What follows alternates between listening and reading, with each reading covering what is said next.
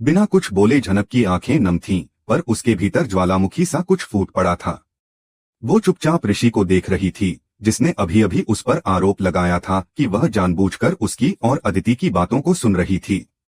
ऋषि का गुस्से से भरा चेहरा और उसके शब्द जैसे किसी धारदार हथियार की तरह झनक की आत्मा को बींधते जा रहे थे। तुम्हें वापस सिमुलकुनी जाना होगा, ऋषि ने ठंडे और कठोर स्वर में कहा था, जो झनक के दिल में गूंजता रहा। उसे समझ नहीं आ रहा था कि उसकी खता क्या थी, जो उसे बार बार पराया साबित किया जा रहा था। उसकी आंखों से आंसू बह निकले, पर आवाज एक भी नहीं निकली। यह वही घर था जहां उसने कुछ उम्मीदें लेकर कदम रखा था, लेकिन अब लगने लगा कि उसकी मौजूदगी यहां किसी को भी मंजूर नहीं। जनक का मन बुरी तरह से टूट गया। वह सोचने लगी कि अगर वह इस घर में किसी की नहीं है, तो शायद अब लौट जाना ही बेहतर है। उसकी आत्मा आहत थी और उसे लगा जैसे वह सिर्फ एक बोझ बनकर रह गई है। इसी भावनात्मक तूफान के बीच कहानी में एक और बड़ा मोड़ आता है। जनक की मां नूतन, जो वर्षों से अपनी बेटी को खोज रही थी, कोलकाता पहुंच जाती है पराशर के साथ। जैसे ही वे ऋषि के घर पहुंचते हैं, वे देखते हैं कि वहां हल्दी की रस्म चल रही है। उन्हें इस रस्म की असलियत का अंदाजा नहीं होता, लेकिन यह जरूर समझ में आ जाता है कि झनक इस घर में एक नौकरानी बनकर रह रही है और ऋषि किसी और से शादी करने जा रहा है। नूतन का दिल कांप जाता है। वह सब कुछ छोड़कर अपनी बेटी को पाने के लिए आई थी और यहाँ उसे यह दृश्य देखने को मिला। ऋषि के घर में जब नूतन और पराशर प्रवेश करते हैं तो सभी हैरान रह जाते हैं। हल्दी की रस्म के बीच उनका आना सबको चौंका देता है। ऋषि के चेहरे का रंग उड़ जाता है। उसे तुरंत समझ में आ जाता है कि नूतन यहाँ क्यों आई है और अब क्या होने वाला है। डर और घबराहट उसके चेहरे पर साफ झलक रही थी। नूतन बिना वक्त गवाए झनक को गले लगा लेती है, जिससे सारे मेहमान और घरवाले स्तब्ध रह जाते हैं। अर्शी, मोहन और यहाँ तक कि मून के मन में सवाल उठने लगते हैं, यह महिला आखिर कौन है और वह झनक को क्यों अपनी बेटी कह रही है। फिर नूतन पूरे घर के सामने सच्चाई खोल देती है। वह कहती है, यह मेरी बेटी है। यह नौकरानी नहीं, बल्कि इस घर की बहू है। इस ऋषि ने मेरी बेटी से गांव में विधिवत रीति रिवाजों से शादी की थी और अब इसे नौकरानी बनाकर यहाँ रखा है। अब मैं अपनी बेटी को लेकर जा रही हूँ और अगर आप लोग इस शादी को नहीं मानते तो मैं भी इसे नहीं मानती। उसकी बातों से घर के सभी सदस्य सकते में आ जाते हैं। यह सुनकर अर्शी और मून के चेहरे की हवाइयां उड़ जाती हैं। उन्हें यकीन नहीं होता कि ऋषि और झनक पहले से शादीशुदा हैं। इस खुलासे ने जैसे पूरे परिवार की नींद हिला दी हो। सबसे बड़ा झटका मून को लगता है, जो ऋषि के साथ अपना भविष्य देख रही थी। उसके सपनों का महल ढहता नजर आता है। लेकिन असली तूफान तब आता है जब एक डॉक्टर घर में प्रवेश करता है और सबको बताता है कि डीएनए रिपोर्ट तैयार है। जैसे ही डॉक्टर कहता है कि झनक और अनिरुद्ध का डीएनए 999% मैच करता है, पूरा हॉल एकदम शांत हो जाता है। यह बात पक्की हो जाती है कि झनक अनिरुद्ध की ही बेटी है। यह सुनते ही मोहन के हाथ से पानी का गिलास गिर जाता है। अर्शी स्तब्ध रह जाती है और मून की आंखों में सवालों की झड़ी लग जाती है। अनिरुद्ध की आंखों से आंसू बहने लगते हैं। उसके चेहरे पर पछतावे और अपराध बोध की गहरी छाया होती है। वह कांपते हुए झनक की तरफ देखता है और कहता है, मैं ही हूं तुम्हारा असली पिता। मैंने जिंदगी भर नूतन से प्यार किया। उस रात की गलती का बोझ अब तक उठाता आ रहा हूं, लेकिन तुम्हें नौकरानी बनाकर अपने ही घर में रखने की गलती माफ नहीं कर सकता। झनक की आंखें भी भर आती हैं, लेकिन उसकी आवाज सख्त होती है। वह कहती है, अब जब मैंने सब कुछ झेल लिया, जब हर रोज इस घर में मेरा अपमान हुआ, तब याद आई अपनी बेटी।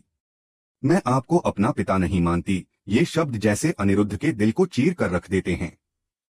तभी अर्शी गुस्से में चिल्ला उठती है, बस कर यह नौटंकी, तू एक बाप की गलती है और इस घर के लायक नहीं। उसकी बात सुनते ही अनिरुद्ध का गुस्सा फूट पड़ता है। वह पहली बार अर्शी पर सबके सामने चिल्लाता है, चुप हो जाओ अर्शी। आज के बाद अगर तुमने झनक के खिलाफ एक लफ्ज भी बोला तो मैं तुम्हारा मुंह बंद कर दूंगा। पूरे घर में सन्नाटा छा जाता है। अर्शी का चेहरा पीला पड़ जाता है। यह पहली बार था जब अनिरुद्ध ने उसे इस तरह डांटा था। मून भी स्तब्ध रह जाती है। उसके दिल में सवाल उठते हैं, क्या उसके पिता अब झनक को उससे ज्यादा महत्व देने लगे हैं। क्या उनके लिए अब वह बेटी नहीं रही? और तभी ऋषि आगे बढ़ता है। वह जनक की तरफ देखता है, फिर अनिरुद्ध की आंखों में आंखें डालकर कहता है, सर आपने गलती की, लेकिन अब जनक के साथ मैं हूँ। मैं उसका पति हूँ, उसका सहारा हूँ। लेकिन जब आप सब जनक पर चिल्लाते हैं, उसे नीचा दिखाते हैं, तब मुझे खुद पर शर्म आती है। तब मैं अपने ही मन में खुद को कोसता हूँ कि क्यों मैंने इतनी देर कर दी उसे अपना कहने में। इस सबके बीच जनक खामोश खड़ी थी, लेकिन अब उसकी आंखों में डर नहीं था, बल्कि एक आत्मविश्वास की चमक थी, जो शायद पहली बार उसके भीतर जागी थी। जनक की चुप्पी के बीच ऋषि अचानक सभी के सामने कुछ ऐसा कह देता है, जो अब तक किसी ने सोचा भी नहीं था।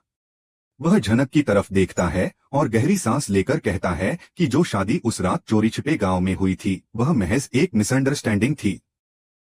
ऋषि मानता है कि उसने और जनक दोनों ने उस वक्त एक बहुत बड़ी गलती कर दी थी, पर वो यह भी साफ करता है कि उस रात उनके बीच वैसा कुछ नहीं हुआ था जैसा सबने सोचा।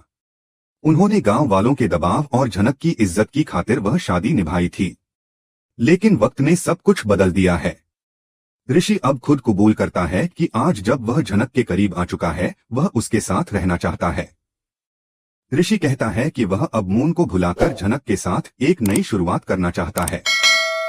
मगर इसी कश्मकश में वह उलझा हुआ है, क्योंकि उसकी जिंदगी के बीच मून का प्यार एक दीवार बन गया है। वह साफ कहता है, मैं कंफ्यूज हूँ। जनक से प्यार करने लगा हूँ, लेकिन मून आज भी मुझसे प्यार करती है। मैं करूं तो करूं क्या? ऋषि के इस खुलासे से सब सकते में आ जाते हैं, और तभी अर्शी गुस्से से चिल्ला उठती है, तुम किस मुंह से ये सब कह रहे हो? तुमने मेरी बेटी को धोखा दिया है। ऋषि बिना डरे अर्शी की आंखों में आंखें डालकर जवाब देता है, धोखा? माफ कीजिए, आपकी बेटी कभी मेरी थी ही नहीं। जब जनक मेरी जिंदगी में थी, मून किसी और से अफेयर में थी। यह सुनते ही घर का माहौल गर्मा जाता है और एक और चौंकाने वाला खुलासा हो जाता है। अर्शी तिलमिला उठती है और चीख कर कहती है, ऋषि तेरी हिम्मत कैसे हुई मेरी बेटी के बारे में ऐसा कहने की? गुस्से में वह आगे बढ़ती है, लेकिन ऋषि अब डटकर खड़ा है। और तभी वह पल आता है जो किसी ने नहीं सोचा था। अनिरुद्ध, जो अब तक पछतावे में डूबा चुपचाप यह तमाशा देख रहा था, अचानक गुस्से में ऋषि को एक जोरदार थप्पड़ जड़ देता है। पूरे घर में सन्नाटा छा जाता है। वह अपनी बेटी मून की बेइज्जती नहीं सह पाता, चाहे हालात कुछ भी रहे हों। ऋषि उस थप्पड़ के बाद भी शांत नहीं होता, बल्कि जोर से चिल्ला उठता है, यह थप्पड़ मुझे नहीं, उस बेटी को पड़ा है जो सिर्फ अपने हक की लड़ाई लड़ रही है। आप नहीं समझ पा रहे कि आप अपनी ही बेटी की इज्जत को ठेस पहुंचा रहे हैं। मून स्तब्ध खड़ी थी, उसकी आंखों से आंसू बह रहे थे, और अर्शी ने चुपचाप अपनी नजरें झुका ली थीं। जनक पूरे वक्त कुछ नहीं कहती, उसकी आंखों में सिर्फ खामोशी थी, जो हर शब्द से कहीं ज्यादा गूंज रही थी। तभी पराशर आगे आता है और तीखी आवाज में कहता है, जनक मेरी बेटी थी, है और रहेगी। अगर किसी ने उसकी तरफ आंख उठाकर भी देखा तो मैं वह आंख हमेशा के लिए बंद कर दूंगा। और मिस्टर अनिरुद्ध, आप खुद को सही साबित मत कीजिए। आप अच्छी तरह जानते हैं कि आपने क्या किया है। जनक आज इस हालत में है तो उसकी वजह आप भी हैं। यह सुनकर अनिरुद्ध का चेहरा और भी भारी हो जाता है। वह जनक के सामने झुक जाता है और कांपती आवाज में कहता है, मैं गिल्टी हूं, लेकिन मैं चाहता हूं कि तुम मेरी बेटी के रूप में एक नई शुरुआत करो। मैं तुम्हारी सफलता में बाधा नहीं, बल्कि भागीदार बनना चाहता हूं। उसकी आंखों से बहते आंसू उसके पछतावे को बयां कर रहे थे। लेकिन अभी कहानी पूरी नहीं हुई थी। मून को धीरे धीरे सच की भनक लगने लगती है। हालांकि ऋषि उसे बहलाने की कोशिश करता है, वह साफ झूठ बोल देता है कि किसी ने उसे गलत जानकारी दी है। मगर मून के मन में शक गहराता है। वह यह मानने को तैयार नहीं थी कि सब कुछ झूठ है। इसलिए वह खुद सच का पता लगाने निकल पड़ती है।